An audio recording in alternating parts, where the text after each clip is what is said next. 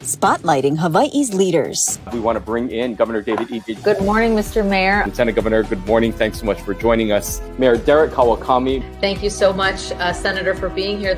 Spotlighting the issues. Where is the virus right now in our community? How much is this overall going to cost the state? How are you responding to the community's concerns? Talk about the level of citations that you guys are writing. Spotlight Hawaii with Yanji Denise and Ryan Kalei Suji on the digital platforms of the Honolulu Star-Advertiser. Well, aloha and good morning. Happy Aloha Friday. I'm Ryan Kalei Suji, joined by Yanji Denise, and this is Spotlight Hawaii. We want to thank all of you for tuning in here this morning and for ending your week with us.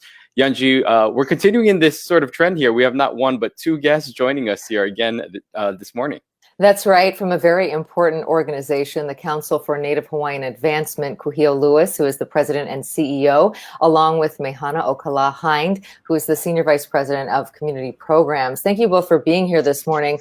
Let's start out with some of the basics. Kuhio, if you could just lead us off this morning and give a little background of your organization. I know that you've been in the news lately. There's a rental relief program we want to talk to you about in depth. But before we get there, for just background for our viewers just tuning in, tell us a little bit about the council. First, thank you so much for having us so we can share and shine light and spotlight on the things that are going on. Our organization celebrates 20 years this year, so this is our 20-year anniversary. This is my third year as the CEO of the organization. Our primary focus is on Native Hawaiians.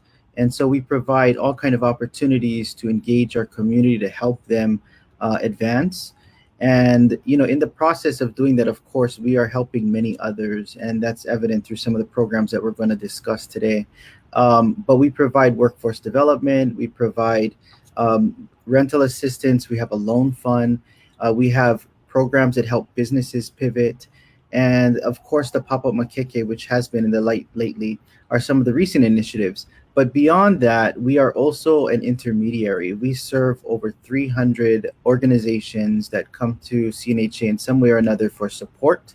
We do policy as it relates to our members. We help advance priorities that are important to them. And that could be legislatively, that could be through programs that we might offer.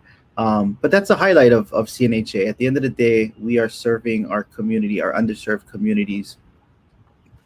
And Mihana, if you can expand just a little more on that and the involvement of the council yourselves, talk about some of the work and initiatives that you are in. Again, we're going to talk more specifically about a few of those programs, but if you can shed light on some of the things that maybe people may not know about the types of services that you provide. Sure. Thank you again so much. I'd like to echo what Kuhio has stated to both of you. Thank you for giving us this time.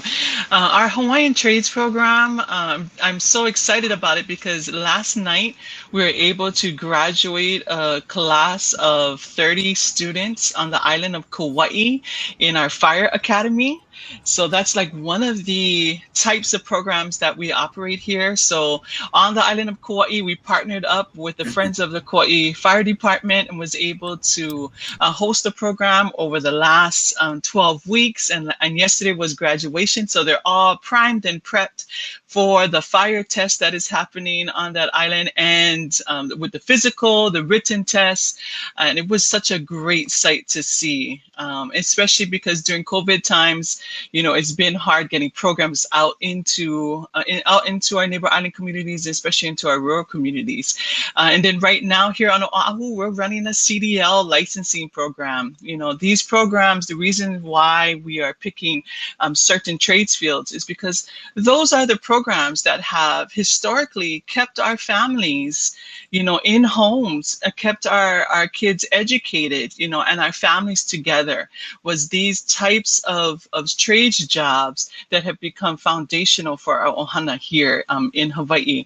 So our CDL class, you know, is about halfway through here on Oahu, and we're excited about that. It's our first ever one that we have here. And we've also offered classes in carpentry and solar installation here on Oahu and on the neighbor islands. Yeah, so that's just one of them. We also have a Kuhala business program, and we're on our 5th cohort right now. So we help small businesses.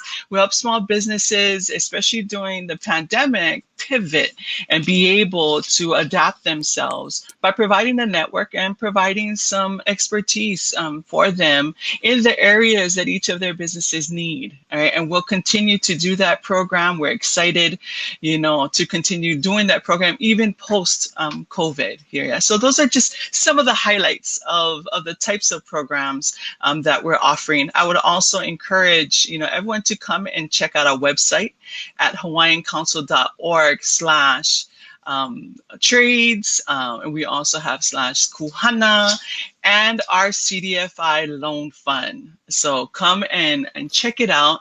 Our loan fund is there for not only small businesses, but also our consumers out there, especially in the areas of homestead construction loans, for a lot of the rehabilitation that's going on with the homes now that are on the homesteads. So yeah, those are just some of the highlights, some of the other programs that we have. It is such a wide breadth of work. Let's focus a little bit now on that rental relief program. You guys made news last week when you announced a $5 million rental relief program. Kuhio, can you walk us through who's eligible for this and how they should apply? Oh, I think you're muted here. There you go. Okay, mute. You need a shirt that says you're on mute. But let me clarify. We are actually administering a number of rental assistance programs. So we are administering rental support for the Department of Hawaiian Homelands and its beneficiaries, but we are also administering the City and County of Honolulu's rental assistance program. So combined, the two programs are close to $100 million.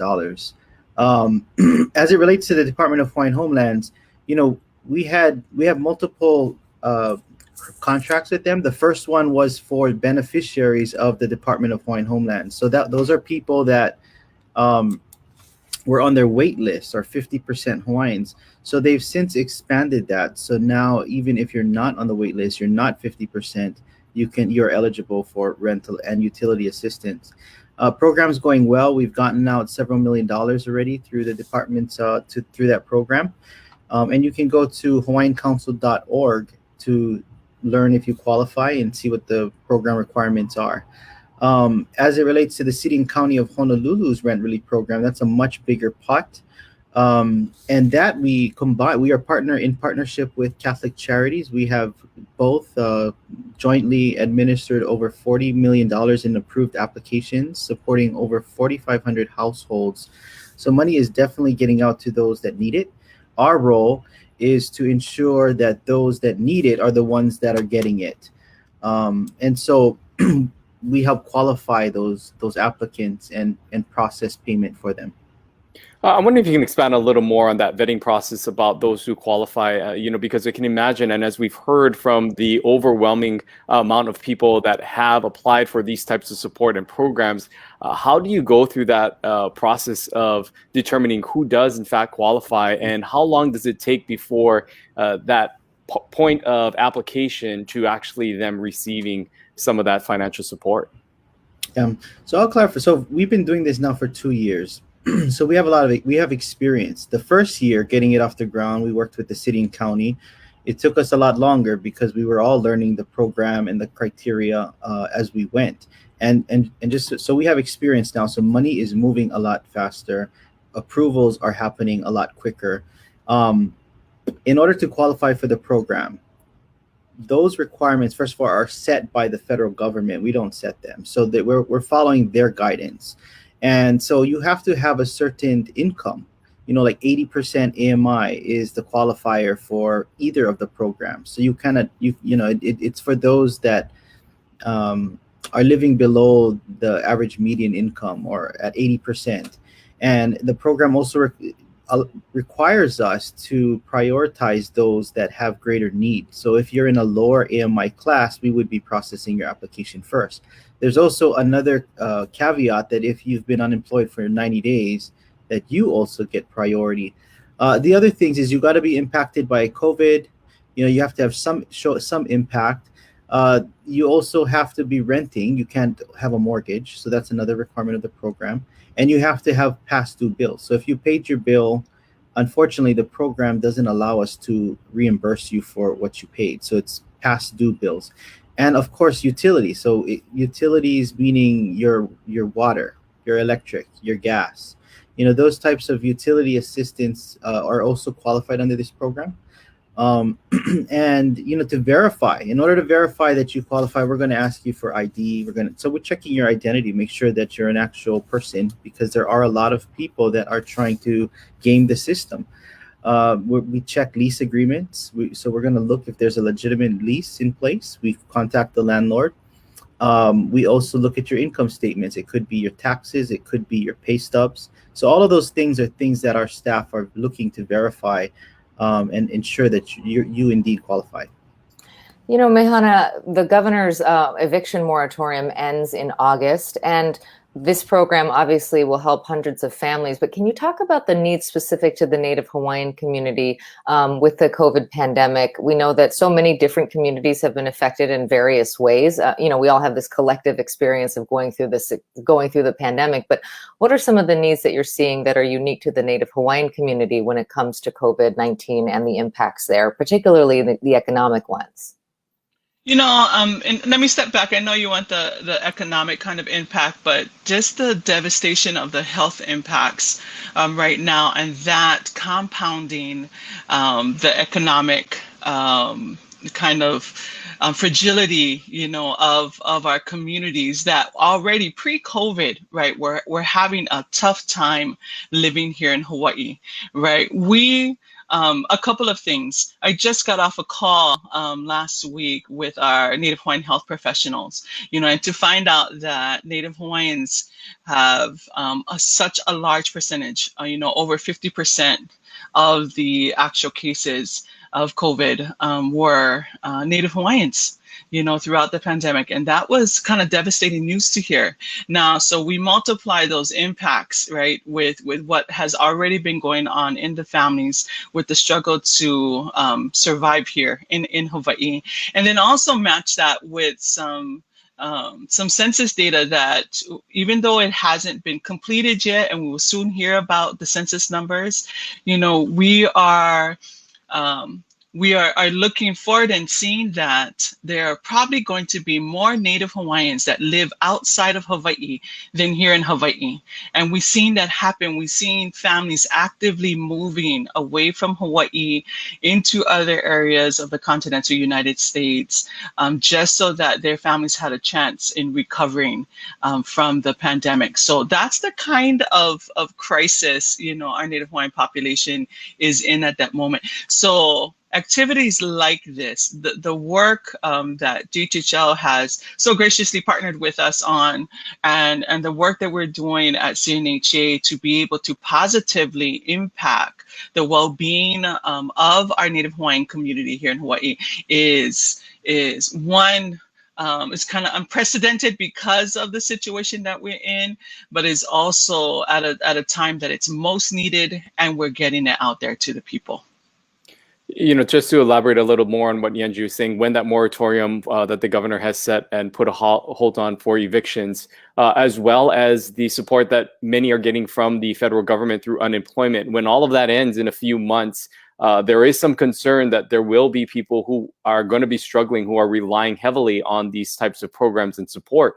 Is there anything more, Mehana, that you folks are planning for in the coming months to anticipate maybe those who will continue to need assistance, but won't be able to have the access that they have right now?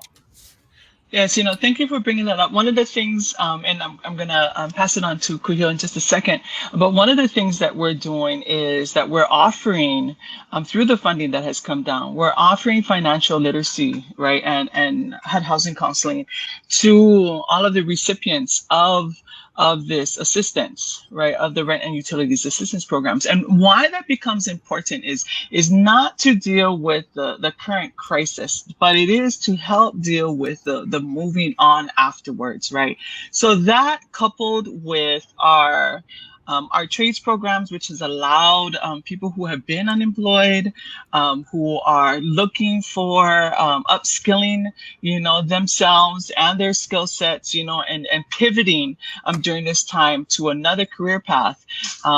We're coupling and trying to wrap ourselves around our communities in the best way possible, and also reaching out to partners that we've collaborated with for years on other programs and bringing us all together to say, hey, here are the families that we have that are being, particularly or are particularly vulnerable during this time. How is it that we can wrap ourselves, around them to ensure that they don't end up in a worse situation when all the money, dries up?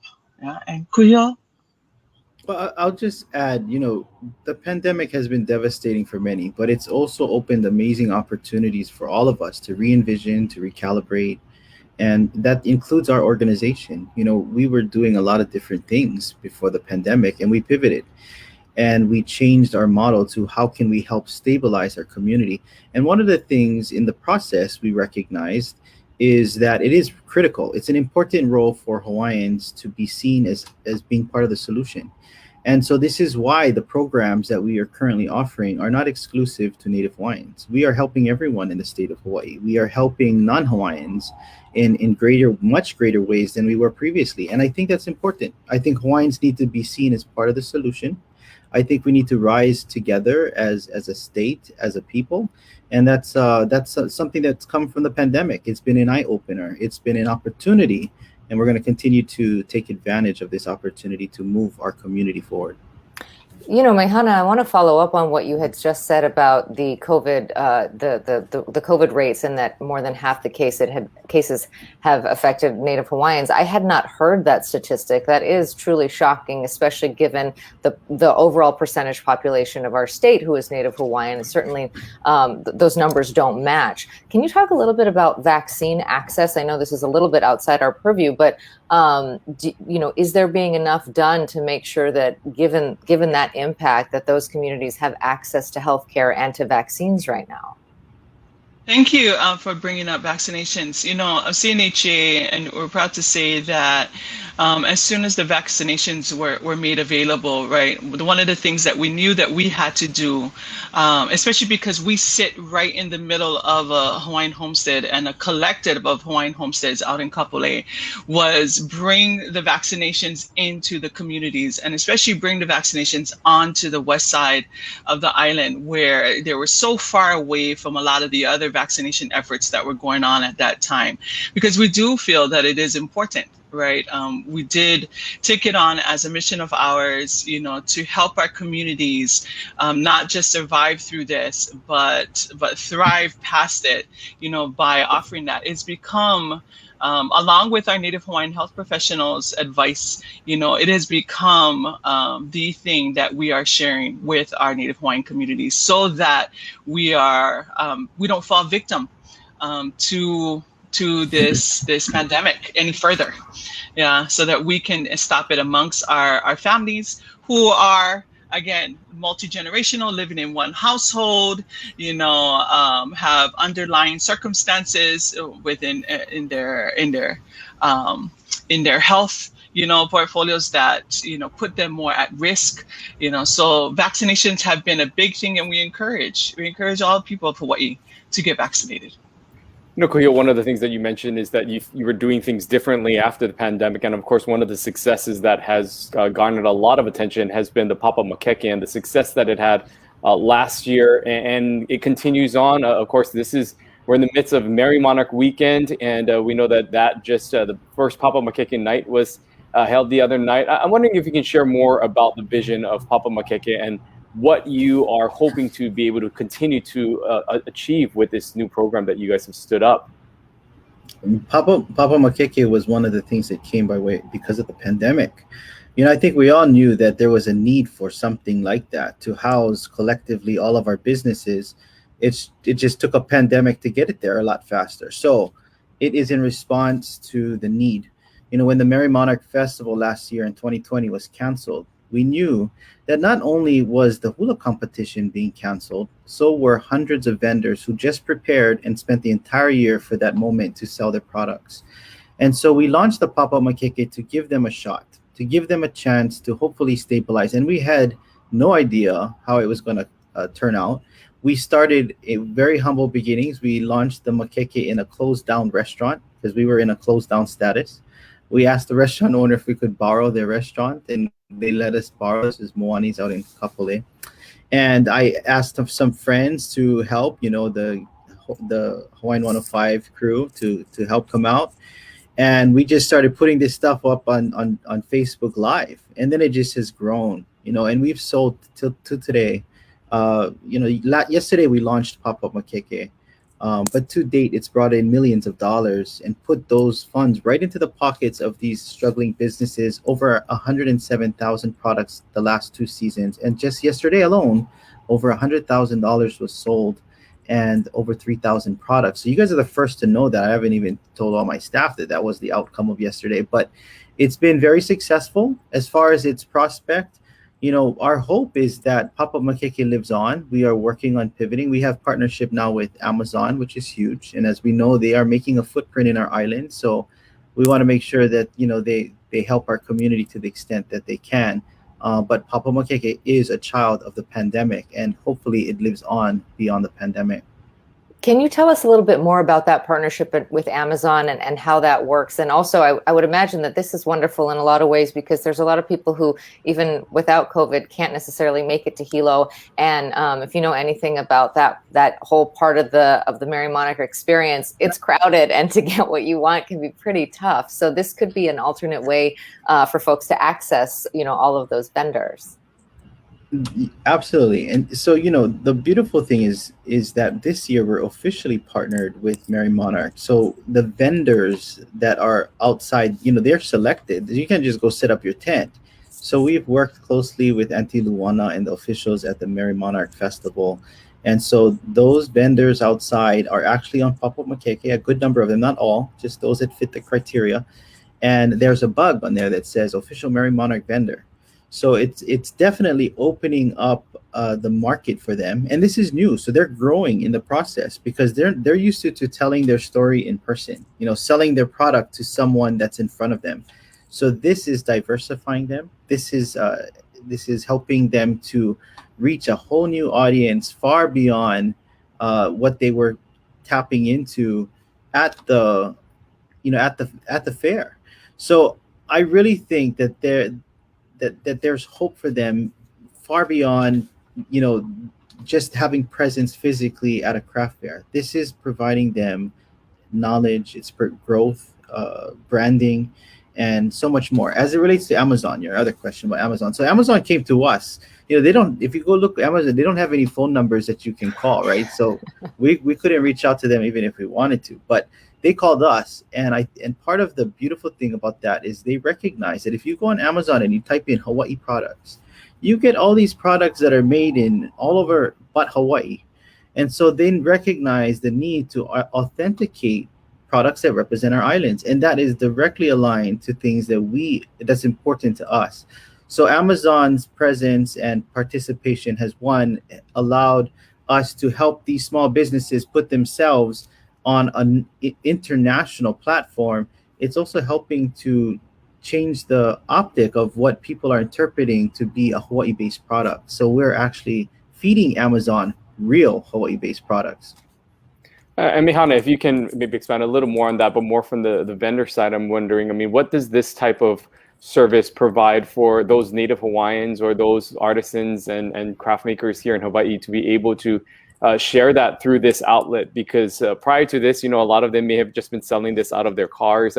What have you heard from those, and how has this impacted just their overall businesses? You're right. A lot of our master craftsmen, who are being featured, right, and our designers and so forth, have been, for the most part, cottage industries, right, at home, making things, selling them in the traditional ways that we know, craft fairs and so forth, some with brick and mortar places. But this has allowed them, right, and this cannot be understated, to stay alive, their businesses to stay alive. Right. And that is one of the most impactful things that we have seen. We have had businesses tell us, if it were not for Pop-Up Makeke, we would have shut down. we would not have been able to continue. It was just too hard last year, right? And so you take that and everything else on top of that, is like cherry on top of the cake.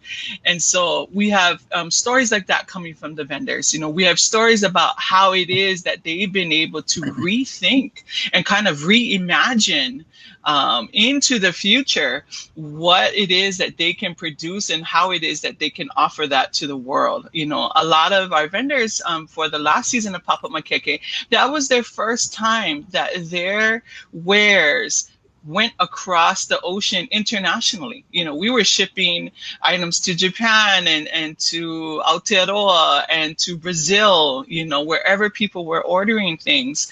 And so for a lot of them, they could not imagine that their products would actually end up in homes across the world until their experience with Pop-Up Makeke. And that has been hugely impactful, right? So you get the immediacy of how it is that they deal with the crisis, and also on top of that, how it is that they can re-envision their future. I just want to bring in a comment. Oh, sorry. Did you want to say something, Kuhio? I wanted to emphasize, the Papa Makeke is not just supporting Native Hawaiian artisans. We are supporting all artisans that fit the criteria that we're looking for. So that, again, is another evolution, right? It's Hawaiians being part of the solution to not just to help the whole state rise and get through this hardship. And to that point, we were talking about the various programs that you offer, and I just want to bring in this comment from Kanoilani because I think it was very touching, and I just want you to hear it. She says, "So much important resources I didn't even know about. I want to cry. I have direction now. I appreciate all of you for having this live feed." We just have a few minutes left, but Kuhio, I think that part of the problem is that people don't necessarily know that these resources are available. So what would you tell folks who are struggling, particularly people in the Native Hawaiian community? What would you want them to know about how to go about getting help? Because, if you lost your job or you're worried about getting evicted from your home, it feels very overwhelming. And I think a lot of folks probably don't know where to start. Well, you can start on our website. There's a lot of programs that we are offering. There's a lot of opportunities to help you stabilize, to overcome, to pivot. So HawaiianCouncil.org is your first step, I would say. But also, I think it's important. It's a mental thing too. Is we all gotta go after it. We have to be aggressive. We have to be resilient because there are amazing programs, not just with our organization, but out there. But we just have to be resilient and not give up, because I've taken advantage of many of them through my upbringing. It's because of some of these programs that I am where I am today. And the resilience of our people is in our past too. So it's innately within us, and we just gotta hold more. We gotta keep going forward, and we gotta make sure we take advantage of everything that's out there, especially during this pandemic. Mehana, we'll give you the last word here. Any final thoughts or message that you would have to those who's watching this morning? I wanted to go back and just really quickly, Yanji, the stat that I quoted earlier was actually a collective between Native Hawaiian, Pacific Islander, and the Filipino populations are well over 50%, but Native Hawaiians have the most cases even out of that group there. So thank you for giving me a chance to kind of clarify that. But yes, still important, come check us out at HawaiianCouncil.org. We are definitely here to help you, to help everyone in Hawaii through these troubling times, and we will see each other all together on the other end. Join us for Pop-Up Makeke and Merry Monarch, and let's celebrate Hawaiian culture. Let's celebrate the ingenuity and the genius of the Native people of Hawaii, and let's celebrate Kako together. Definitely, and thank you so much. I mean, I know that all of us would have loved to enjoy Merry Monarch in person this year, but through the uses of technology and just innovation again by the Merry Monarch Ohana and the way that they have put this together, and as well as, again, Papa Makeke and the contributions that you have had, we are all able to participate in Merry Monarch Weekend once again. So thank you so much, both of you, for all that you do for our community and for the continued work that you do for our state. Aloha. Thank you. Thank you so much. Ryan, great to hear from them. And, in the comments, I know that we have links there. So if you want to shop at Pop-Up Makeke, you can do so right now. There's a link there. And if you want to find out more about some of those programs, please do check that out and share this video, spread the word, because there is a lot of money out there and there's a lot of resources, but you never get it unless you apply. So please do spread the word. I know there are so many people in need, and we really wanted to give them an opportunity to share more about what they do to make those connections. Yeah, and as Kuhio said, that it is not just for Native Hawaiians per se. There are programs and opportunities for support for those who are just Hawaii residents and may not be a Native Hawaiian blood. And so encourage those who may be struggling or looking for support to check out the services that they provide. And as you heard earlier as well, they work in tandem with the city and county and with other state and federal organizations and entities to be able to provide those services as well. So it's a great resource overall in so many ways, and we thank them for the work that they do in our community. We've got another exciting guest on Monday. It is a holiday, but we'll still be here, and so will Lieutenant Governor Josh Green. We've got a lot to talk about with him. Tourism obviously opening up even more with us approaching a threshold of 60%. And so what is safe travel is going to be looking like as we enter into this new phase. And also that vaccination program. He, of course, is spearheading that. You heard, Mehana talk about some of the needs in the Native Hawaiian community and beyond when it comes to vaccinations. So what is the state doing to try to get us to that 60 and then the 70% threshold? We'll be discussing that with Josh Green. And then Ryan, on Wednesday, we're heading over to the state capitol. Yeah, just a few floors down, we're going to be speaking to the members of the Senate and the House. Senate President Ron Kochi and House Speaker Scott Saiki will be joining us. This, of course, just on the heels of the governor's announcement of his intent to veto list. The legislature looking to reconvene next week to kind of go over some of those vetoes or intended veto lists and make adjustments as needed. We want to hear from them of their thoughts of what the governor has decided on some of those measures, and also question about some of the paths moving forward as we continue to go through COVID-19. But we look forward to seeing all of you here on Monday. Again, it is a holiday, but we will be here. We always have Josh Green on the holidays. We have to give him something for spending time with us on his holiday. But we hope you enjoy your 4th of July holiday. We'll see you right back here on Monday for another Spotlight Hawaii. Aloha. Aloha.